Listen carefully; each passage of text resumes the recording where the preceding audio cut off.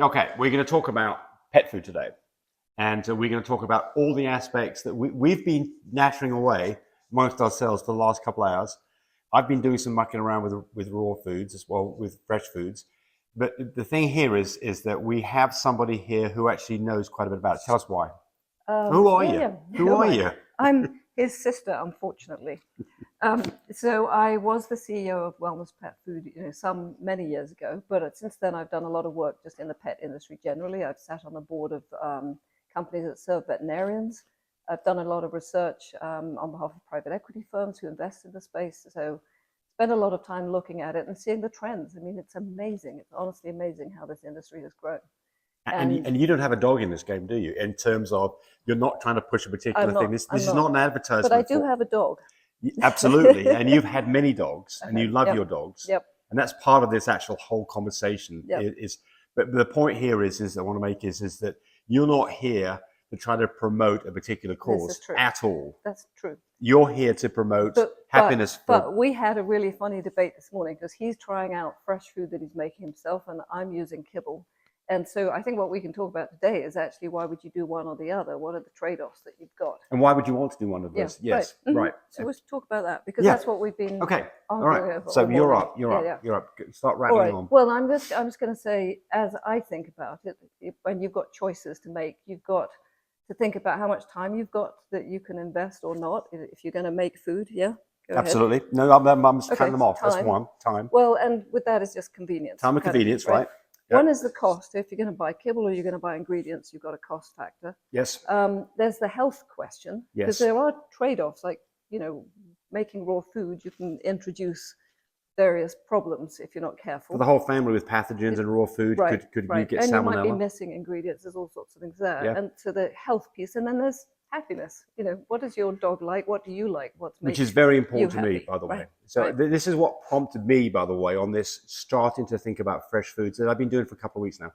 The thing that I didn't like was we've got, we feed Life Abundance. We sell that at My Breeder Supply, and I think that it's a good product. It's one of the higher end, not necessarily the most expensive, not necessarily the best, because I'm not sure what that is. But here's the deal: my dogs aren't crazy about it.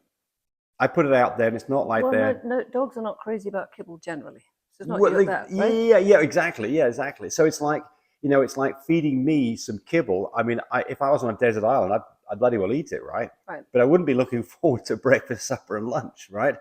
But my dogs is the same way. You put that kibble out there, and they look at you like, what else you got? This is it. Yeah. But my compromise is I do kibble, but then I add something to it. Well, we'll talk. Right. Yeah. But so this is what got me down this path. Is I thought, look, this is just boring crap, and I don't want to say crap. It's just boring. And so, what is the alternative? And so, when I went down this fresh food mix, the dogs love it. They absolutely love it. So now the question is, does it make sense? All right. So let's talk about that. But let's go. Can we go through a few of those 4 things we said at the beginning? Yes, absolutely. Cost, just very quickly. Yes.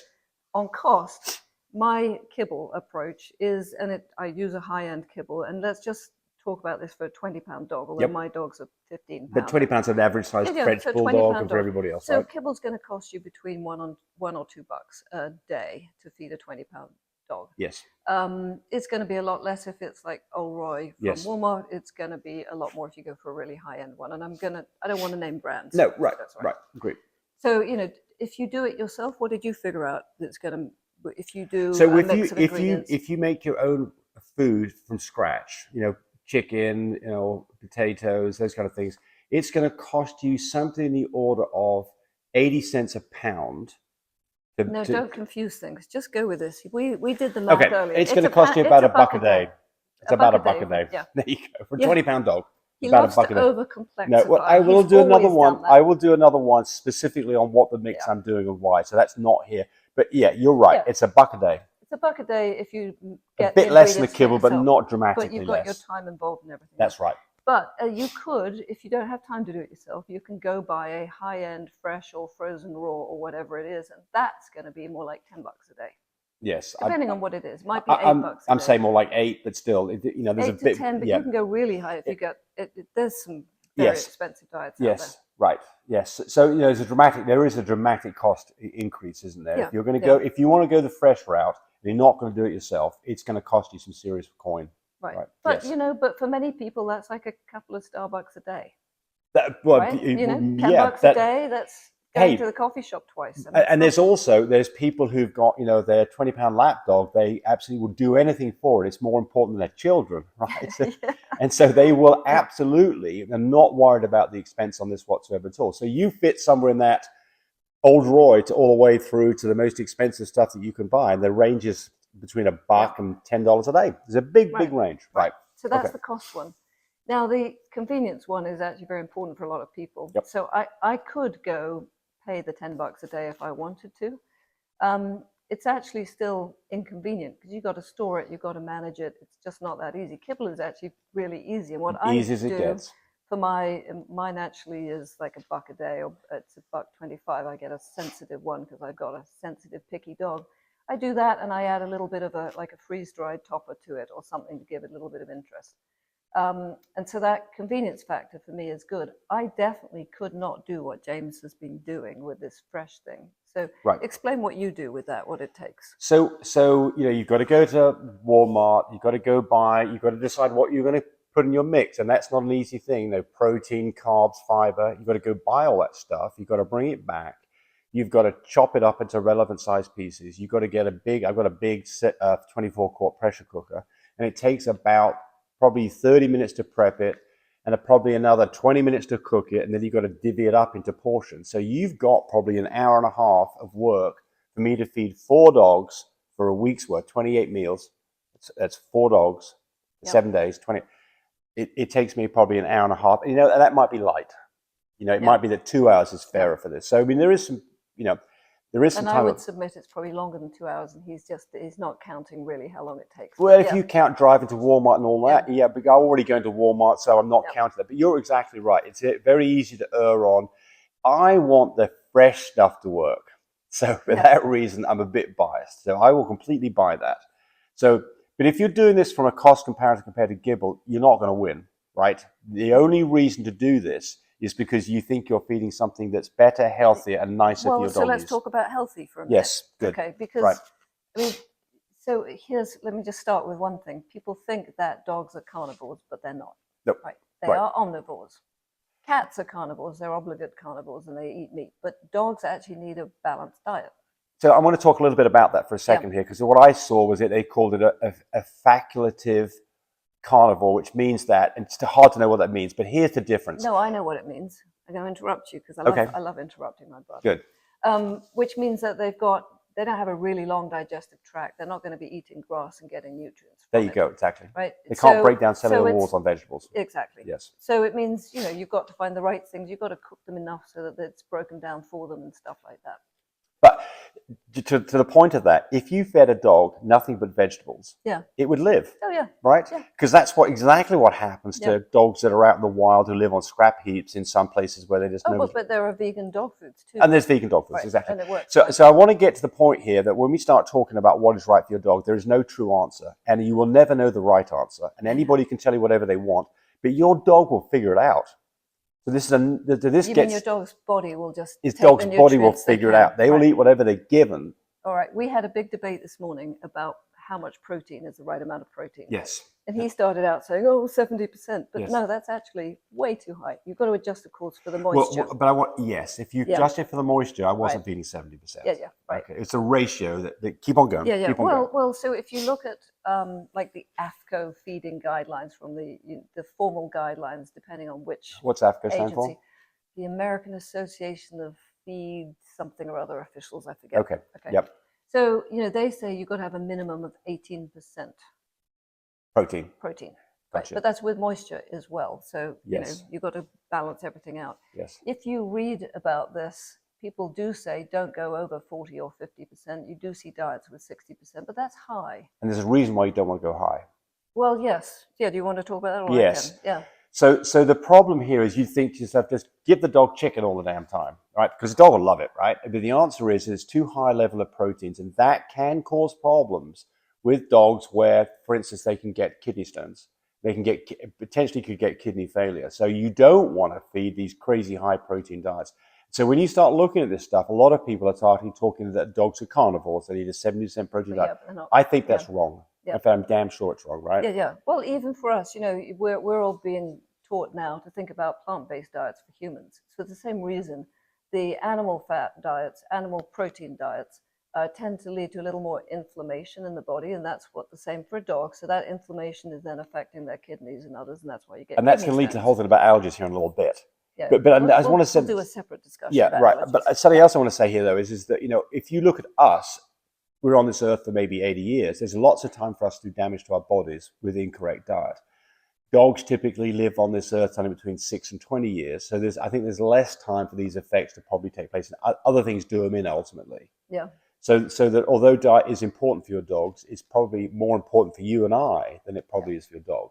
Yeah. And by the way, we don't spend much damn time on our diets, do we? Yeah. But so back to healthy. So Yes. if you are going to do it yourself, and because you're doing it because healthy, you think it's healthy, you actually have to be a little bit careful about what it really is. I printed this out because I thought it was worth doing. This is, and I said I wasn't going to talk about brands, but I am going to just mention Farmer's Dog because high-end diet. It's a high-end. What you think would be about as good as you can get for a fresh. So when you actually look at it, yes, they've got as their ingredients turkey, chickpeas, carrot, broccoli, parsnip, spinach, and fish oil, right? But they've also got calcium, vitamin B12, choline bitartrate, taurine, various amino acids, zinc, iron, etc., etc., etc. Right. And if you do this yourself, you may not have enough of those things in it unless you go out and then buy some kind of supplement with all that. Which, by the way, I think is exactly what they do. I don't think they're putting all this stuff in a little crumbles of copper and all this. I think they're going and buying a mix and they throw it in a batch. But if you're going to do this yourself, you do need to make sure your dog is getting all of those nutrients besides, the nice looking chunks of how the hell do you do that? Exactly. Yeah, right, exactly. That's the place I'm at. Right. That's where he is. So right now, I've been 2 weeks of feeding this diet, and they're not going to see the effects of this, of lack of vitamins and things in 2 weeks. You know? Yep. But you can buy powders that you put on. I mean, you've got to go do some research. But then it's going to add to your cost. Well, absolutely, yeah. I think again, if we're looking at this, the cost savings between Kibble, I think this is a losing battle. I think that the problem is just as you said is it's very hard to know. Right. And I mean, do you believe that Farmer's Dog has got it right? Who knows? I think generally they probably do. Yeah. I think generally they probably do. People are paying $10 a day for it. So. Do you think that somebody who's getting a high-end kibble, they've probably got the nutritional balance right? Probably. I think they probably do too. I think probably they it's their job to not kill your dog and sell you more of their product. Right. And how they do that is by making you happy and believing that your dog is being fed properly. Yep.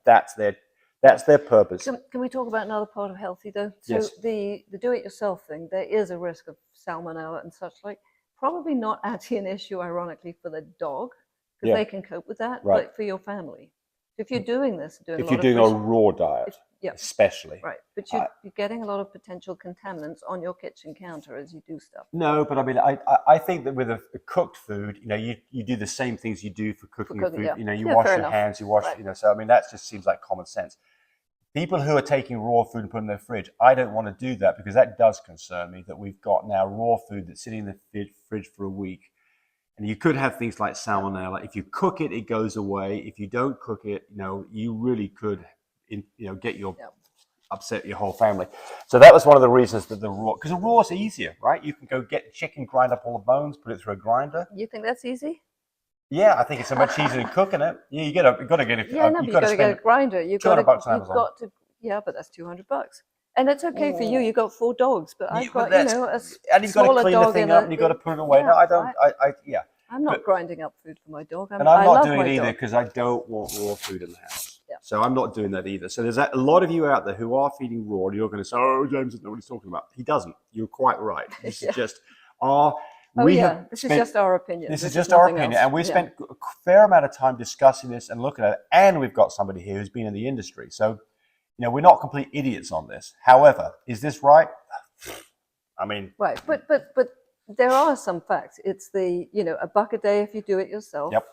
Maybe a little more depending on this supplement stuff. Yep. $1 to $2 for Kibble a day. Yep. And 6 to 10 or whatever the number is. If you do the fresh. Right. So that's kind of just reality. Right. That's sort of real numbers. Yes. Everything else is about opinion or your trade-off about happiness versus So convenience. I want to talk about versus- that for a second. Yeah, So I think that the nutritional element, if you go buy a commercial product, the nutritional, they've probably got it it's going to damn be close. good. It's going to be Right. good.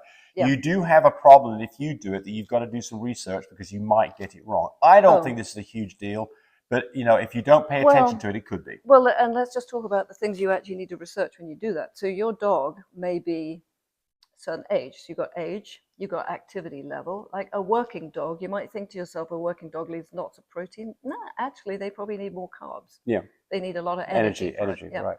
So you've Well, got a pregnant to actually dog needs lots of protein. A pregnant dog, And a puppy. More protein. No, yeah. Well, yeah, you've got to be careful with puppies. Like a large breed puppy, you don't want too much protein because you'll grow them too fast. I mean, there's all sorts of factors. One leg's bigger than another kind of thing. Yeah, right. Yeah, the giant head. That's right. Or one big eye. It chews on this side only. Yeah. Yeah.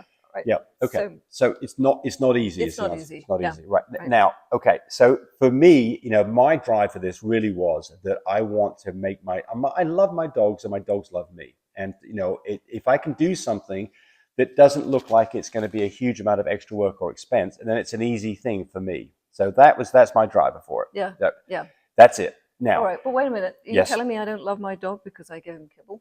No, absolutely not. No, I think that, look, you're putting little supplemental stuff on your dog's food because Jack doesn't really like the kibble, does he? Yeah, doesn't love it. No, he doesn't love it, but right? I add in a little bit of freeze-dried something or other to it, or maybe some tiny little chunks of cheese or something. Yes, so I know yours very convenient. Doesn't cost it's a rescue much. dog with one eye. Yeah, yeah. You didn't buy this dog? No, we renamed him Jack so that we could call him One-Eyed Jack. Yeah. And he's a really cute dog. I mean, just a really nice little dog, and he's a happy little dog, and he's in a great place. So I know that you care about what you're doing. And I mean, you know, you make a lot of money at what you do. So the money aspect of this is completely irrelevant to you. Not to all of us, but to you it really is. This is convenience and caring about your dog. Yep. There we go. Although, you know, the money thing is interesting, right? Because we could afford quite easily to do fresh or frozen or you any of probably this. have a gourmet chef. We could have somebody come and cook. I actually do have some friends who get cooked for themselves, and the dog gets their own special meal too, cooked for them. But I'm not doing that. Yeah. I believe in life after death. You come back. I want to come back as one of their dogs. But it's actually pretty darned inconvenient, even for me, and I could afford to do it. To go buy that fresh stuff, I've got to think about where to store it. I've got to handle it properly. Yes, right. It doesn't come in exactly the right portions for a given meal, so you've got to kind of pour it out, but then you put it in the fridge, and then it's cold. I mean, it's just not that simple. And that's one of the things when we try to find out information on the ingredients and all this stuff. Bloody hell, it's hard to find anything. It's just you know, it's all. It's hell trying to find out what they are feeding you or selling you for your dog. Yeah, you can get it easily for kibble. Kibble labeling is really easy. Yes. But the fresh foods and the pre-prepared ones are really hard to see unless you actually buy the product and get the bag and have it in your hand and then can look at it. But online, they don't publish it. And we are going to do a separate video on how you read a label because this is not easy either. In terms of interpreting what the hell's in a dog food product, it's not an easy thing. It's much more complicated than you think it is. So that's another whole video. So why don't we wrap up? Well, I want to say one more thing here. And I think there's something else here that really is helpful. If you've got a dog that's got allergies. Yeah, no, let's do a whole new video on that. All right. All right. Yes. Right. That's it for now. Bye.